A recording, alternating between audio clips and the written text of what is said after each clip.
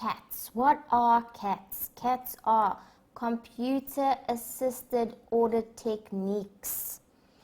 It means the computer is going to help with the audit work that we do. And what type of audit work do? We do test of controls and substantive procedures. Which means now the computer is going to help us with testing controls and performing our substantive procedures. The key here is that when the computer is going to help us to test controls, it is to test RT controls only. And so we will use system CAATs because they are testing the system. When we are using the CAATs to help us with substantive procedures, we will use data CAATs because they're going to help us with the data in the system, the detail in the system, the date, the amount, the account that it has been recorded in, the detail. Okay guys, we have done system CAATs already when we did test of controls. Those were your test data where you input data into the system and saw whether the control in the system was working. You put valid data in and invalid data, and we saw whether the valid data was accepted and the invalid rejected. So quick example, guys, remember we had limit checks. You cannot exceed a certain limit. So we put in data that would exceed that limit and it should reject it. You cannot do this. It exceeds the limit.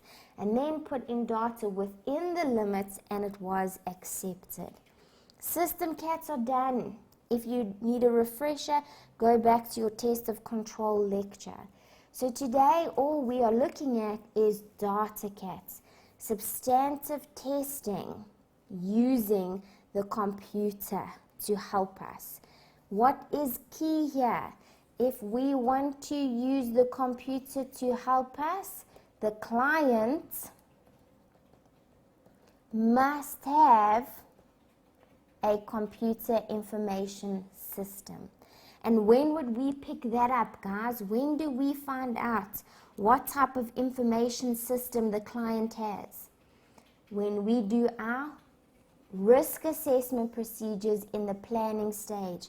We go and understand internal control, and part of internal control is the information system, and so it is that part or at that point that we will understand that they have a computer information system. And so guys, it is at that point in the planning stage that you need to note we can use CAATs because they have a computer information system. So you can now go and update your audit plan. When you see that there is a computer information system, I must state that as part of my plan, I can use CAATs. Okay, and you generally either put that under the nature of your plan or you could put that under your extent of your plan, that we will now use CAATs. When do you actually physically use them? In the performing stage, so where we are now, we would use the system for test of control and the data for substantive tests.